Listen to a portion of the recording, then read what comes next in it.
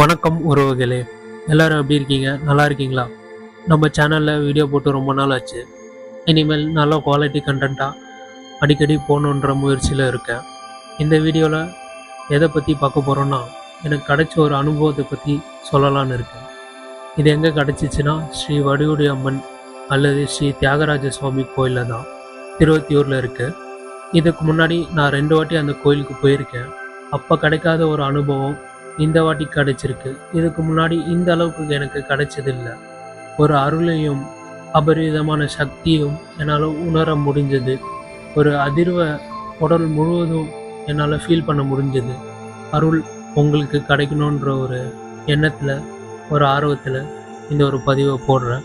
கீழே இருக்க லிங்கை ப்ரெஸ் பண்ணி கொஞ்சம் விவரமான டீட்டெயிலான வீடியோவை பாருங்கள்.